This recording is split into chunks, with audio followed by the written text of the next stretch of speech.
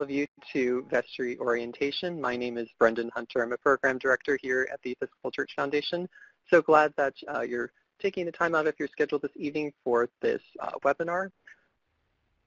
For those of you who may not be familiar with ECF, just a quick introduction. We are an independent, lay-led, and run organization that supports congregations, dioceses, and other Episcopal organizations in their strategic, financial, and leadership development. We have a variety of programs that you can check out on our website if you haven't already, but that includes everything from capital campaigns, endowment management, plan giving, strategic solutions, the ECF Vital Practices, our Fellowship Partners program, a whole bunch of great stuff, Vital Teams, and would definitely encourage you to take a look at our website and ECF Vital Practices if you haven't.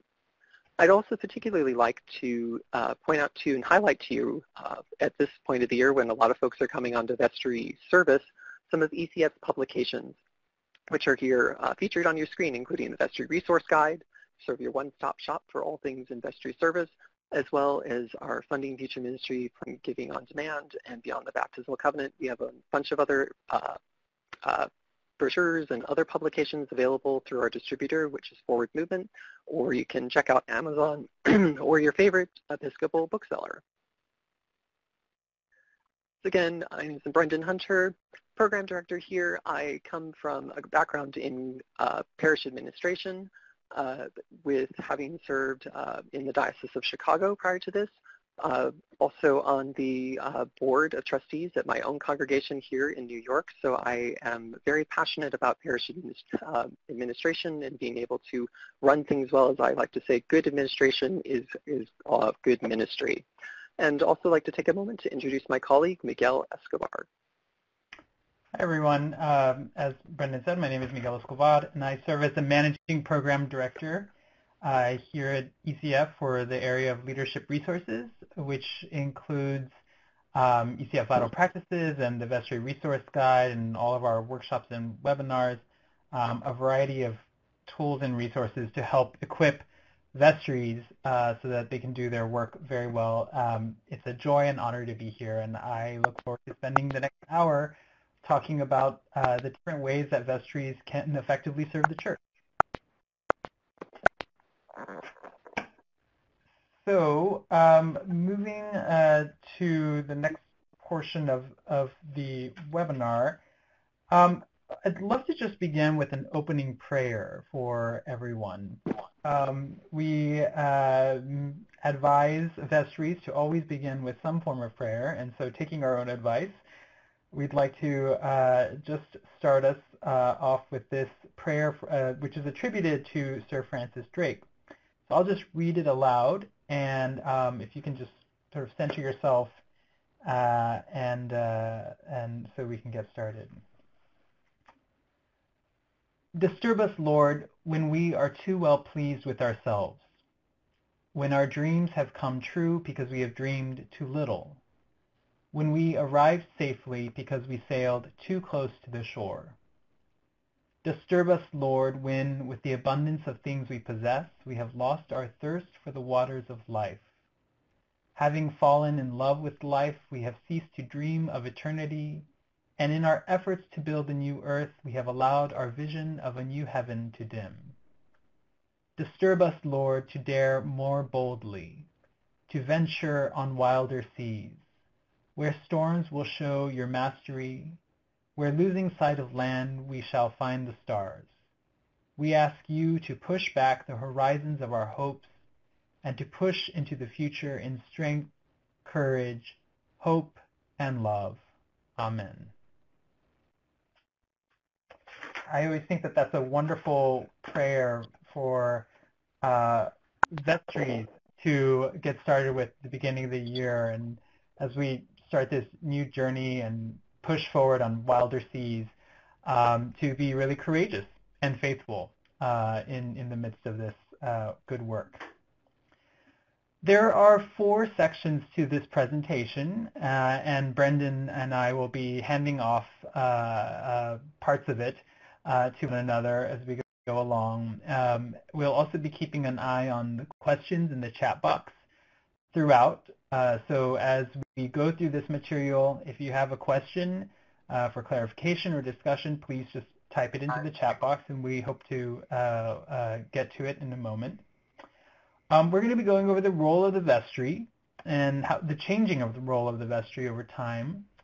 We'll then be focusing on some key vestry responsibilities, then look at tools and resources for new vestry leaders, which you will want to keep close at hand throughout the year. And then finally, we will wrap it all up by looking at the practical next steps that we've mentioned throughout the presentation and showing them on a few slides as potential next steps for you and your congregation. And so with that, I'm going to ask Brendan to just start us off with a discussion of the history of the vestry and how we've come to this really remarkable place in the life of the Episcopal Church. Great, thanks, Miguel. So I always think the best way to get a sense of where we are now is to know where we have come from. So I was going to do a very broad and quick overview, so apologies if this is skipping over quite a bit of material, but just to give you a quick sense of the history of what is a vestry and the role of the vestry today. And with that, you may be wondering why there's a picture of an armoire on your screen.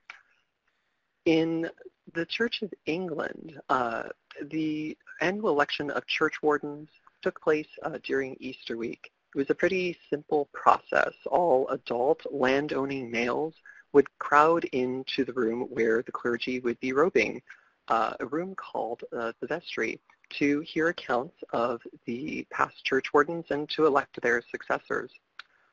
Fast forwarding and hopping across the pond, in Episcopal Church history, specifically in Virginia, parishes had become so large that it was impossible to crowd all of the voting members into that one room. So there was a practice developed to elect 12 representatives, and these 12 representatives were elected for life. So for those of you who have maybe served for 10, 15, 20 years or so, or more, we'll put that into a bit of context, that for a bulk of our history, vestry members served for life. Thankfully, we don't do this practice anymore, to my knowledge, in any place. And thankfully, we've also expanded our understanding of who can serve on vestries. Women, of course, are able to serve on vestries, and in some dioceses and congregations, youth also can have representation and sometimes voice and or vote on a vestry. So if you don't currently have youth representation on your vestry and might be interested in checking out what your bylaws and canons in your particular diocese to see if that might be a possibility. Today, vestries also typically elect their new members and officers at the annual parish meeting. In many Episcopal congregations, and I will assume that's the case with most of you gathered this evening, that takes place at the end of January. The size of the vestry ranges also pretty extensively across the church. Typically, though, we find that vestries are within the range of about 6 to 12 members.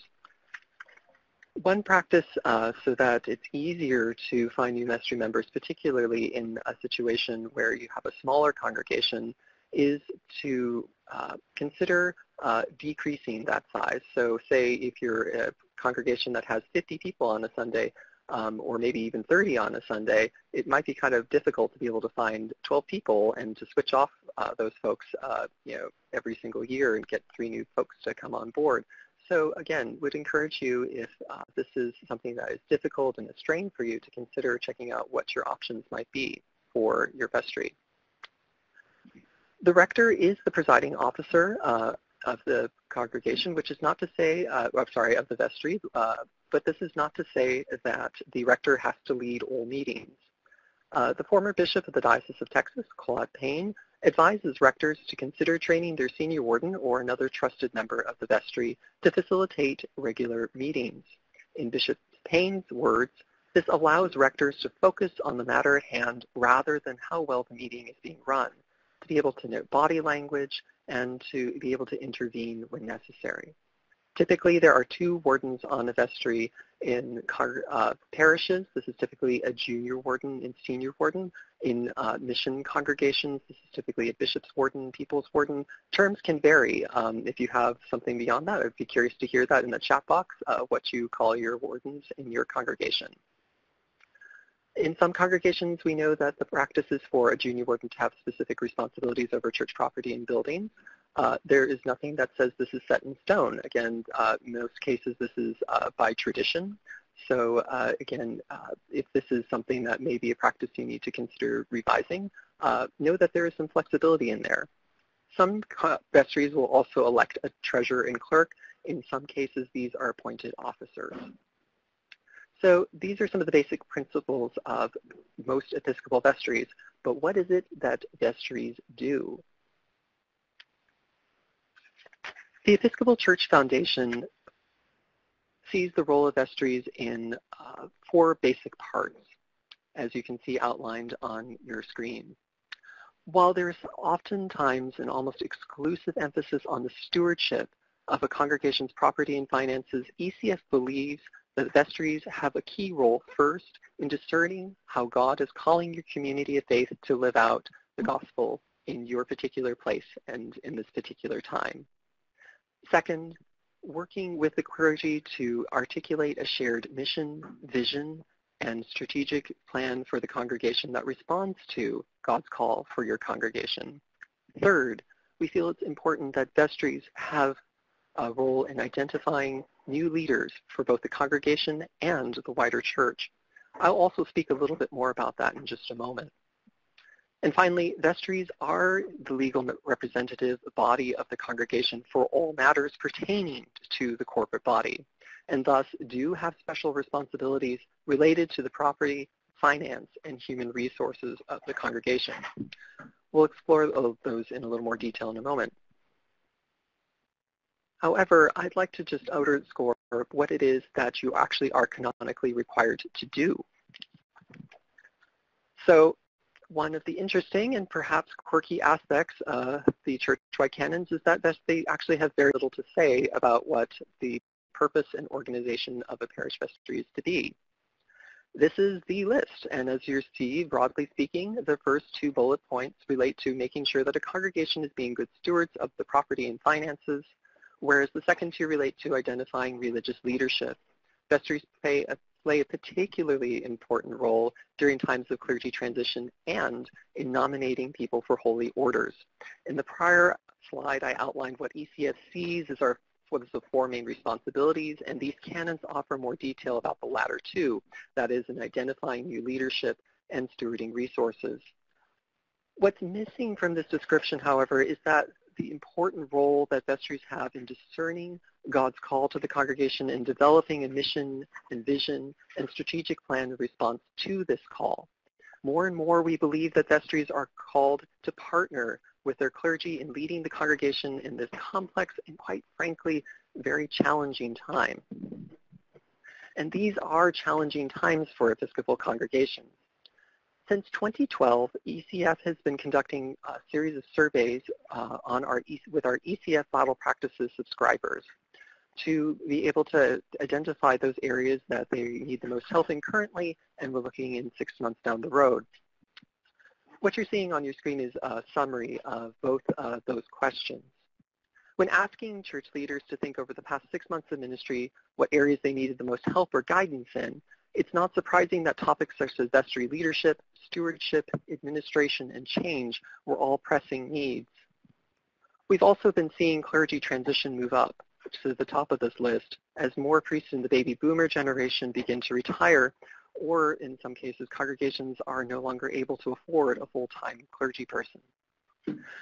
When looking down the road, often congregations tend to find topics such as vision and planning, evangelism, stewardship, and communications to be of importance. Evangelism in particular, we've seen rise up in importance, especially as congregations are responding to Bishop Curry's call to join the Jesus movement. But there are real struggles, as some of these bullet points are outlined up here, and I'm sure that you can relate to this, and I would also encourage you to consider sharing some of those into the chat box if you'd like. When also taking a look at our wider cultural and civic situation, vestries also find significant challenges. Episcopal congregations are facing many external forces that are requiring congregations to reimagine their role and take risks in important ways. These are just a few of what ECF has identified as important sort of highlights of what we feel that vestries really need to be aware of these days. The lack of being a mainline Protestant Christian country, the decline in Episcopal Church membership. Many folks don't realize that the average Sunday attendance across the church is actually now at 60 people. So I would encourage you to rethink it when you say that you might be considering yourself a small congregation. The diminishing amount of resources and the subsequent increase in the reliance on having strong lay leadership to support the congregation. The increase in multicultural congregations and various ethnic communities in our Episcopal congregations, particularly in the Latino and Asian American communities. And also the significant generational differences in stewardship. But I would also note that overall pledges continue to rise, albeit at a modest pace. So that was a lot of stuff, and we just want to pause for a moment to see if you have any questions or comments that you would have for us. Oh, and I see we already have a question from Aaron asking, have the survey results been published anywhere? No, those have not. Those we've been using internally, but very good points, and I will definitely chat with my colleagues about what we might want to do about that, to be able to share some of this information that we've been finding with congregations, especially now that we've had years of data that we can reflect on.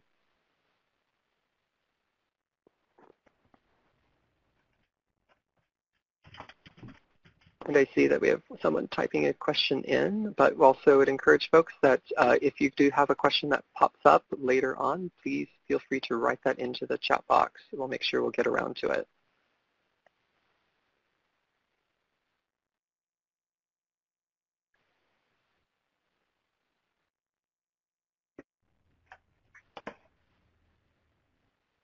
So James is noting that he's seeing the vestry role in your congregation as one of change agents. That's definitely something we see a lot of churches having to focus on and to really embrace wholeheartedly. I see some folks continue to type in. We'll type those into the chat box, but in the interest of time, we'll go ahead and kind of press on, but we'll definitely keep answering your questions in the chat box. Great. Thank you, Brendan. So what we'd like to do now is just dig a bit deeper into the key vestry responsibilities, beginning with the idea that the vestry has an important role in discerning God's mission and vision for the congregation today. A little earlier we mentioned those surveys, and just now we've mentioned those surveys that ECF has conducted through 2016. And one of the things that we discovered was that many congregations are struggling with questions of purpose. So what does it mean to be an Episcopal congregation today? Who is God calling the local congregation to be? It's sometimes tempting to reach for a ready-made answer, but more and more congregations are realizing that the answer to these questions has to come through active discernment with God in prayer, and ultimately in conversations amongst themselves and with the wider community. Each Episcopal congregation is different, and each will have their own unique way of responding to God's call. So what we are suggesting then are some different ways of getting to the why. As you can see on the right-hand side of the screen, there's a cartoon of a first-time vestry member, surprised to see Jesus and Bible study at the top of the vestry meeting agenda. The caption reads, first-time vestry members suddenly realized tonight's meeting was going to be about more than just the budget. Vestry work is about more than just the budget. We strongly believe that vestries need to understand their role as faith leaders of the congregation, holding the Bible in one hand and the annual operating budget in the other. And one way that Episcopal congregations are doing this is by really placing faith formation at the top of the agenda. Oftentimes this takes the form of Bible study or simply a moment of prayer or reflection. That is one simple change that we know from others actually that takes quite a while to implement in some cases. A more structural change, drawing on the work especially of Blair Pogue and St. Matthew's in Twin Cities, includes forming a small property and finance committee which is overseen by the vestry. It's this committee that makes recommendations to the vestry about many of the day-to-day operational issues affecting the life of the congregation, therefore freeing vestries to focus more on their time on the strategic, bigger picture questions and explore these questions in light of God's call to congregations today. So those are some different ways of structuring a meeting as well as structuring a vestry itself. Very connected to this, this action of discernment, a second key vestry responsibility is the ongoing development of a congregation's mission and vision. ECF defines a congregational mission as a simple, operable description of what it is that God has called the congregation to do. You may already have a mission statement in place, especially now as new vestry members come on. It's a really important document to dust off and re-engage and expand upon as you plan for the coming year. We define a congregational vision as a hopeful picture of what the church and world will look like once the mission has been accomplished. It is intended to be a picture of the transformation of the congregation and the neighborhood and the world that is to come. So a quick chat box question, which we'll keep an eye on in the chat box. If your congregation already has a mission and vision, how is your vestry familiarizing itself with these two core statements at this moment in time? And how is the vestry exploring their applicability for today? So we'd love to hear from you in the chat box about how you're helping to orient those, especially those new vestry members, to the mission and vision of the church. As people are typing, why don't I go ahead and continue just with the discussion of other key vestry responsibilities. One of the key responsibilities of any leader, I believe, is to identify and form the next generation. And this is also true of vestries as a whole. Last year, we had a webinar on senior warden ministry, which notes that this area of identifying the next generation of leadership may also be a special responsibility of the junior and senior warden. So what do we mean by identifying the next generation of leadership for the church? Going back to those canons, that slide with the canonical responsibilities, most clearly, vestries have a canonical role in electing new rectors and also in identifying postulants for holy orders. But pushing beyond these canonical responsibilities, vestry members, and perhaps the wardens especially, have the additional responsibility of identifying people who have leadership potential for the wider congregation. How are vestry members joining with the clergy in keeping an eye out for individuals who can serve the congregation in a new way? Of course, many of you have just completed or are now completing a nomination and election process. While these processes differ from parish to parish and diocese to diocese, what I want to emphasize here is that it's really critical for vestries to take a proactive role in identifying potential new members for the vestry throughout the year. Deliberate nomination processes take into account the extent to which someone is really excited about the mission and vision of the congregation, and they engage people's gifts, skills, and passions. We have past webinars, if you're interested in watching recordings, on identifying and recruiting new leaders. We also have a number of articles about really thorough vestry nomination processes, which I would just encourage you to learn a little bit more about, because vestry nomination processes can be very deliberate processes of discernment for people to step into community leadership. Speaking of community leadership, I want to borrow a little bit from the world of community organizing. And there are some tools here that I think are especially important, including doing one-on-ones.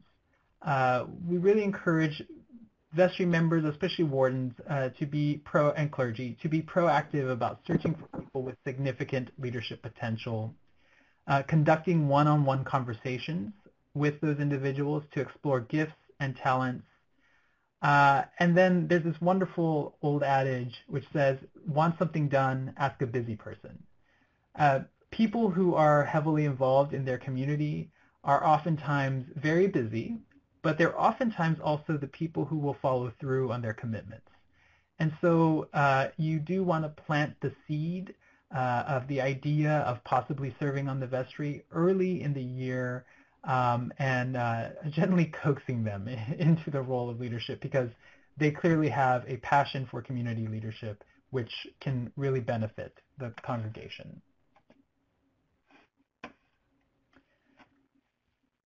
And last, but in no way least, we come to property and finance, which, again, as Brendan noted, oftentimes people think of as almost the exclusive work of vestries. This is a really important part of what it means to serve on the vestry, certainly. Vestries are required to be good stewards of property and resources, creating financially sustainable, vital congregations. What we believe, though, is that also these responsibilities need to be understood in the context of broader mission and vision. And it's the vestry that is really the one critical body that helps to articulate that mission and vision. And that's why we place discernment of mission and vision first. Property, money, staff, these are all resources for living out that mission and vision. So we very much could, and oftentimes do, spend an entire webinar discussing what is just on this page. But a few highlights. Vestries have the fiduciary responsibility to ensure that proper asset and financial management and oversight is taking place. And this is frequently done through an annual audit. The vestries have an important role in addressing important issues like income stream, using everything from using rentable space as a source of income, annual stewardship, making sure that annual stewardship campaigns are successful, are well planned and successful, knowing when a capital campaign is necessary in the life of the congregation. Also, ECF strongly believes that whether we're a small congregation or a program size or corporate size, creating a robust planned giving program to begin or grow one's endowment or savings is really critical, and there are a number of resources that ECF has to help you establish that planned giving program. Finally, another issue that vestries have to consider is liability. Vestries are the legal board of directors of congregations, and a lot of that is spelled out not only by the canons, but also by state law, a lot of what that means. There is director's insurance, as well as other forms of insurance that can help to help make the role of being a vestry member a little bit less risky, I guess, for individuals, and also for congregations as well. So we encourage you to find out more also about director's insurance as well as other types of insurance to address those questions of liability as well. It would be wrong of us to not mention meetings when discussing the work of vestries, because meetings are kind of the backbone upon which vestry decisions are made. and it's really the primary way in which people experience serving on vestries. Not surprisingly, especially for anyone who has served on the vestry for a while, meetings are also a big challenge, and they're one of the places that honestly I think that if we took a little bit more time to improve the quality of our meetings, we would be going a long way to improving the quality of what it means to serve on the vestry. Vestries need to meet regularly and retreat regularly. That meetings can be opportunities to get to know one another and discuss big picture issues. They should be opportunities to do some of the discernment and strategic planning work that we've talked about in previous parts of the presentation. One of the things that we've really found helpful to improving meetings are vestry covenants and norms. Sometimes these are called ground rules. Oftentimes at the beginning of the year, about now, we really encourage vestries to go on retreat and spend some time articulating how the manner with which you are going to meet over the course of the year. A vestry covenant articulates everything from basic norms, such as we expect that we will start on time. We expect people to be at vestry meetings. We expect people to listen with an open mind and open heart. We expect people to disagree in an appropriate and Christian way. If we can offer, if you'd like to Google a good example of a vestry meeting, I encourage you to look at St. Andrew's Vestry Covenant. They have a wonderful list of just basic expectations. These are basic expectations, but one of the values of laying these out is that it becomes a document that you can refer to throughout the rest of the year.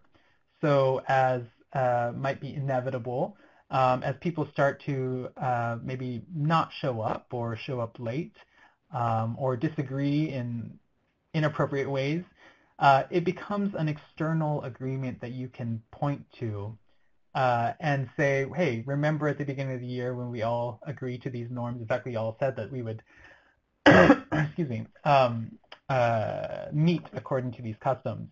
It becomes an external way of having a conversation about how we are conducting ourselves. We've already spoken about a few of these other points. While the clergy is always the presiding officer, this does not necessarily mean that they need to be the meeting facilitator. You know, oftentimes in a vestry there's someone who spends their whole day running meetings and knows how to do that really, really, really well. I would encourage you to look to that person and help them and really use those gifts. And one of the benefits is that the rector can then spend more time thinking about the agenda, watching responses, responding. And if the rector wants to take on the role of the facilitator for a particular meeting or for a particular moment in a meeting, according to typical parliamentary procedure, the appointed meeting chair or facilitator can hand over the gavel for that section. So there are a lot of different ways for taking advantage of the gifts of the great meeting facilitators, many of whom are in our vestry and our lay leaders. The last few points have to do with what we prioritize on our agenda. Remember that cartoon where a vestry member was surprised to find Jesus and Bible study at the top of the agenda? In some cases, it can be as simple as working on that change over time. And that, as simple as that sounds, I know that that is actually a shift that can take several years to get people accustomed to, in part because there is just so much else that needs to be discussed over the course of a meeting. One of the things that we have found, however, is that people who begin with 15 minutes of Bible study, if not a little bit longer than that, a lot of the bigger issues can be discussed, are moved through more rapidly, and because there's already been a groundwork established of the mission and vision and the gospel framework from which to discuss the broader strategic questions and challenges facing the life of the congregation. So again, I feel like I've covered a lot. Any questions or comments from the group about what we've covered in this section? And Brendan, I hope you saw my note about not being Yes, able to. Okay, not great. to worry. Please let me know if folks are. I will let you know. Okay, thank you.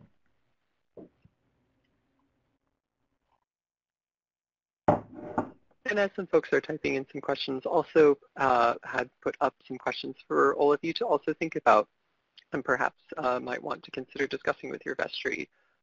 What are the are there norms and around what the key responsibilities are of your vestry in your congregation? What do you see as the top priority for your vestry? And as we discussed as well about that spiritual component that is oh so critical, where does God come into this? Where is Jesus present in the work that you're doing in the vestry?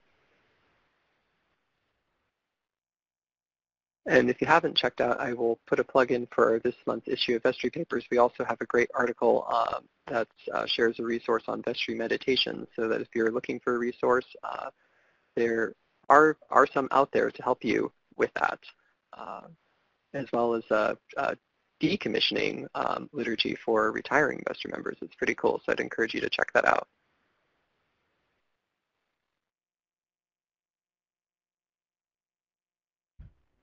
So again, we get to hold on and pause for a little bit as folks are typing those in. Multiple attendees are typing. And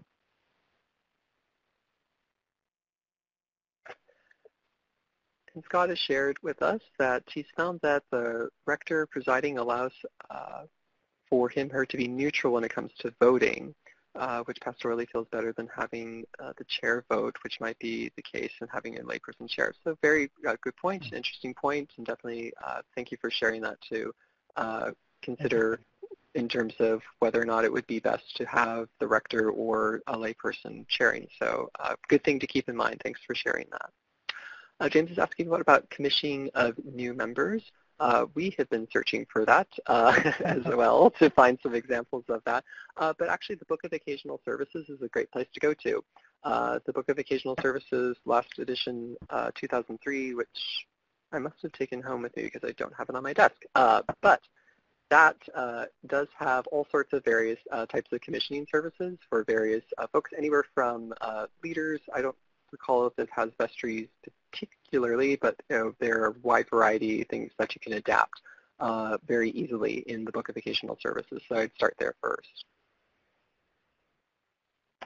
And if anyone has a service that you use, please let us know or type into the chat box. We would love to have one to be able to share with others. Yes, definitely.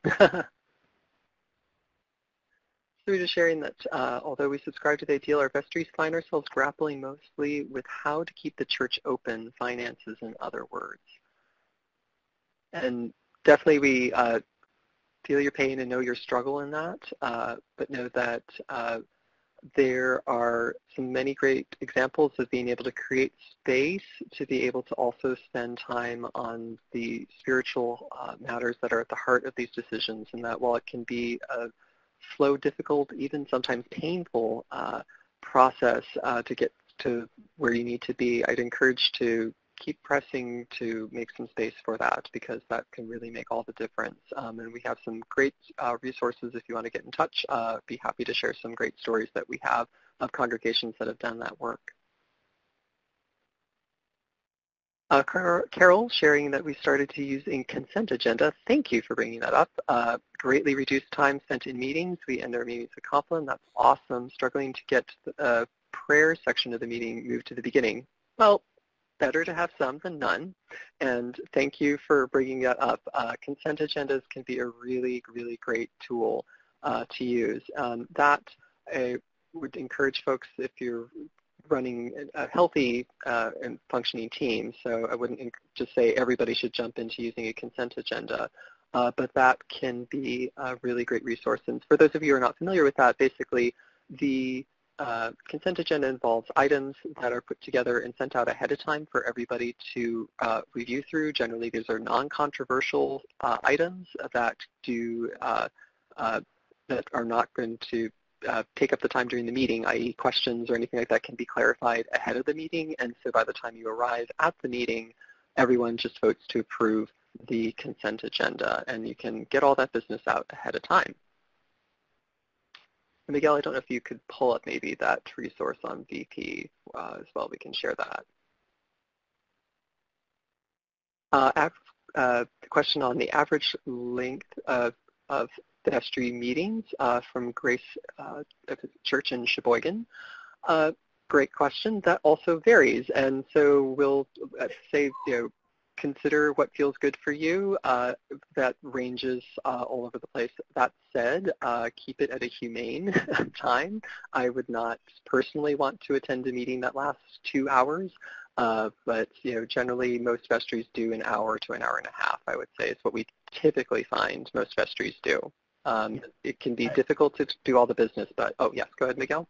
No, just that if there's something like a norm that I'm hearing, it's about an hour and a half. Yeah. Once you push past that, really people struggle to pay attention beyond that amount of time. Definitely. Yeah. Thanks, and some folks are sharing their meeting time. So if you'd like to share what your vestry does, we'd love to hear what you guys are doing too. And thanks, Miguel, for pulling up. There's a link right now in that chat box about consent agendas. Would encourage those of you who might be at that level with your vestry in terms of functioning as a team to check that out. It's a great tool. Awesome. Well, I encourage you to still keep adding your comments and your questions into the chat box, but we're going to go ahead and move on to our last section for this evening, and definitely we'll still have some more time to chat and have some more questions later. But I just wanted to briefly touch upon the vestry role and how that changes depending upon your congregation size. Now, I'm going to not dive very deeply into this at all, so if you want more information on it, there's some great resources for it. There's a link that you can see at the bottom for a great PDF file that you can download that goes much more in depth on that. There are books that also go into this as well. Malcolm Gladwell has a great book on team dynamics in terms of the size of your team or that as that grows. So definitely there are good places to check that out. But just want to kind of break this down a little bit in terms of what happens as your congregation grows. Basically, when you're looking at the Episcopal Church, when we talk about a family-sized church, roughly in the 47% is the statistic that I got that may be plus minus some degree, amount of percentage, but the vast majority of parishes in the Episcopal Church fall into this category. So if you're 75 or less on a Sunday, you're in the majority here. The key factor of this is that the congregation's governance functions much more like a family, and thus issues of conflict and or disagreement also tend to get acted out in such a way. Typically, you will have a matriarch and patriarch of a parish, or maybe several sets of matriarch or patriarchs of a parish that are sort of key stakeholders that you need to be very much aware of in these situations.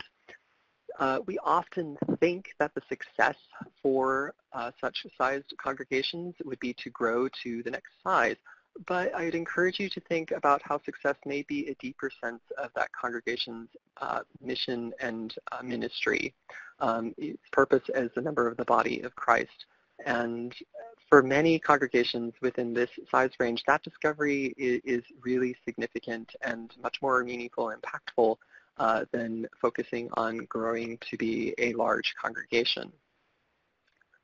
Pastoral size congregation is roughly about a quarter, 25%-ish about of all Episcopal congregations, and that also makes up roughly 20-25% of all Episcopal membership, worshipers rather, I should say, on Sundays.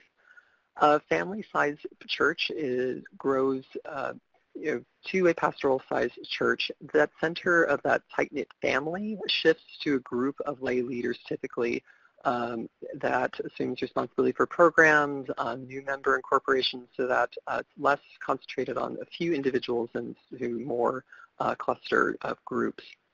At the higher end of this range, again, I would say as you're moving towards the transitional size, that single cell is dividing into those multiple cells, so to speak, and then you get subgroups that are overlapping each other in terms of what they're doing. So just, again, bearing that in mind in terms of how decision-making is done, what people you need to inform to, who do you need to be speaking with when decisions are being made. It's very critical to consider. Transitional is considered relatively new in church size theory, and between that and program size is roughly about another 15% of what is out there in the Episcopal Church, also making up about a quarter of the worshiping attendance on any given Sunday. Again, as this congregation grows, you're getting larger strata of multiple cells. And just to quickly touch on resource congregations, as you can see, quite large, and that is a very small portion. Just 0.5% of Episcopal congregations are within that resource size. So if you're in that, congratulations, but you're definitely in the minority when it comes to the Episcopal Church. But again, this is a much different dynamic that typically has lots of small groups that are involved in the operation and dynamic of the parish. So again, this is a very quick, very cursory overview of that stuff. I encourage you to consider checking that out more with available resources that you can read up more on that if that's of interest. And I'll just quickly put a link to that in the chat box. Finally, some tools and resources I'd encourage you to consider. First, building a toolbox for your Vestry leadership. So if you have something for new Vestry members, all Vestry members actually, some Vestries actually have a Vestry binder that is put together, and new Vestry members get handed their new Vestry binder and get to go through that as part of the orientation process. Have something put together with that. And on your screen, this slide, you'll see some recommended stuff that you might want to consider putting in there. Canons and relevant state laws that you might need to refer to, bylaws of your parish if you don't know if you have them, find them, and definitely take time to review through those. Definitely consider getting your mission vision statements there, not just of your congregation, but also of your diocese. Historical documents can be really, really helpful. Again, having an understanding of where we come from can really inform where we are and where you may be going. Not, again, just of your congregation, but also of your local community. Of course, the Book of Common Prayer is a great resource for prayers and spiritual reflections for leading worship in both your daily devotional life as well as with your vestry. And last but certainly not least, just implore and encourage everyone to have their Bible offhand and to use it as often as you can. And if there's one message that I always like to reiterate in this webinar is that reading the Bible is not an option, and that as congregational leaders we need to be taking in Scripture to inform us and to lead us and to guide us and to keep that with you at all times. Already covered the Vestry resource guide for you, but I would just also point out that there actually is, I forgot about that, we do have a quick commissioning service that's in the back of that book that is available there, as well as some other resources. So it's not just focused on Vestry leadership, although there's plenty of that in there, but also what does it mean to be a Vestry leader and dealing with stewardship, vision and planning, so definitely check that out. If you haven't already subscribed to ECF Auto Practices, I'll just put a quick plug into there. It's free, and with that you get 12 issues of Vestry papers and a monthly digest and a lot of great stuff that's on there. So definitely check that out if you are not familiar with that already. It's also where we have our webinar archive, so you can check out previous webinar recordings. If you don't have the time to sit down and watch all those, you can download all the slides and resources that are available for all of these. So definitely encourage you to take advantage of the resources there. Resource particularly for those of you who are involved with the finances and or treasurers out there and if you're wardens, definitely have a copy of this at your side of the Manual of Business Methods in Church Affairs. And as that is a mouthful, it is a bit of a dense document, but that said, this is going to cover a lot of essential stuff that you may run into when it comes to financial practices, what it means to practice good oversight, if you have the appropriate insurance. Having been an administrator, I use this all the time to refer to their document retention guidelines, so that was our practice there, was to follow the document retention guideline in this manual set by the Episcopal Church. So keep that handy. It's a really helpful tool. Also like to point out that the Office of Research with the Episcopal Church has an amazing, amazing resource available to every single Episcopal congregation. And that is a snapshot. If you fill out that parochial report every single year, what happens to all of that data? Well, it gets compiled into a report that's available for you. So you can get a snapshot of the most recent 11 years of your congregation's average Sunday attendance, that's ASA, your pledge and plate, your and baptized membership. This is not going to say if your congregation is doing well or not necessarily. I would say this is more of a barometer so that you can get a sense of where things are headed. Are there certain trends that you need to be paying attention to and looking at? Particularly a trend we see in a lot of congregations is that membership and attendance is kind of going on the downside and pledge and plate's going up.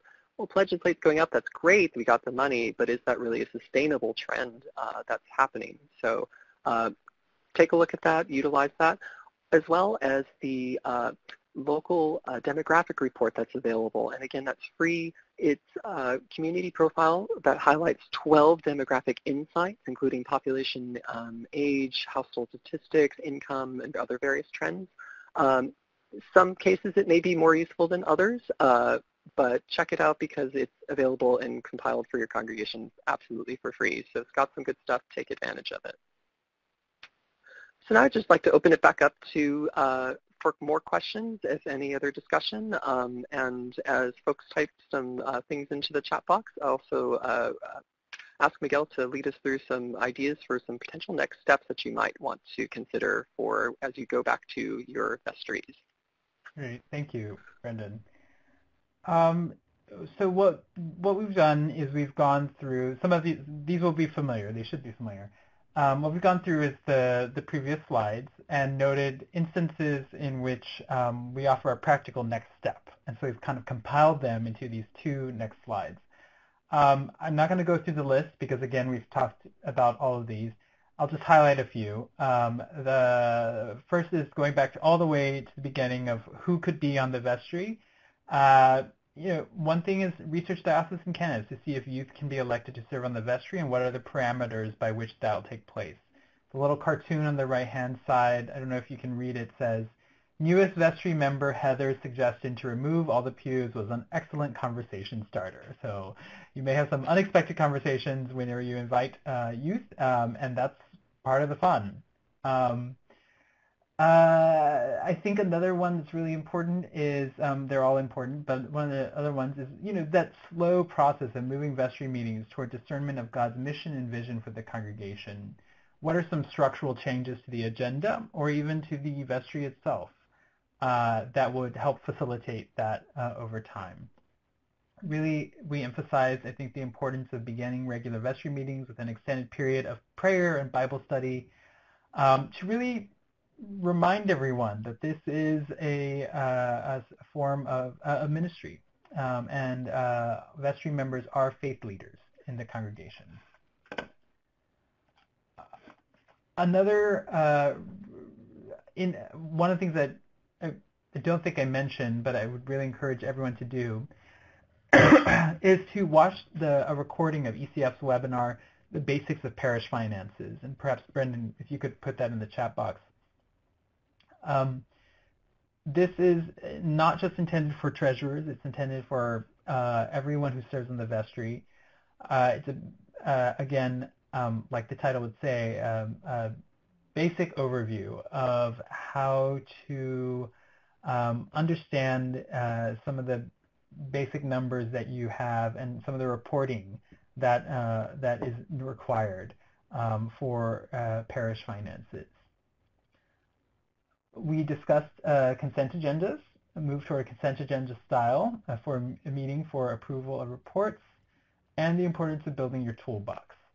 So again, you're going to be getting a copy of these slides in the email that we send out afterwards. Again, I think these are two really important slides. Please take a moment to review them. I think they're helpful next steps for you to consider. Thanks, Miguel. And in the chat box, we've had comments about how in East Tennessee and in Pennsylvania that because of state laws, vestry persons must be 18 years or older. Yep. That is the case in many states, although one thing I'd encourage you to also consider, especially if you have youth in your congregation and that want to keep them active and growing in leadership and in discipleship in the church, is to consider whether or not you might want to have like a youth presence where they could be present and possibly have voice but not vote. I know that when I was in Chicago, our convention had that set up where due to state laws, we would have a youth presence and there would be a delegation that would be there. Some vestries will also do that subsequently in their congregations. Whenever we make this recommendation, I also want to add that this is probably not for every youth or young adult. This is really attending vestry meetings is going to be for a very particular person who's going to be very excited about this. And so you want to balance that as well. But there may be individuals, I think I would be I've been interested in this, who would be interested in understanding more about how the church runs itself. And having that opportunity is really important. There are probably others who would not be quite as interested in that. And so that's certainly something to consider too. Wonderful. And Brian was just sharing that at his congregation, they always have one non-voting youth, and they've always been excellent. So thank you for sharing that's a practice that works well in your congregation. So again, as we get closer to 8 o'clock, if you have any questions, if things made sense, if something didn't make sense, was there something we didn't touch on that you were wondering or hoping that we would cover, please let us know in the chat box. We'll definitely be happy to answer your questions, as well as if you have things that you have later on after this webinar or weren't comfortable with asking during this webinar, please send us an email, give us a call. We are always here for you to be able to help out with whatever you're facing with your congregation's leadership, finances, or strategic visioning. See some folks are typing away in the chat. We'll hang around for a little bit for that. But last but not least, also want to note that in about a minute, an email will be appearing in your inbox. And this has a link to a survey. And we just encourage all of you to take a couple of minutes to click on that link and fill out that survey. This feedback is so important for us. This is how we structure this webinar as well as our other webinars that we plan throughout the year. I promise you we read all of your comments and definitely use that to plan all of what we do here. And so we very much thank you in advance for taking the time to do that. And so with that, we'll just say thank you all for taking the time out this evening for this webinar. It was great having you with us, and I wish you all the best, and God bless and Godspeed in your vestry ministry and service. Have a good night.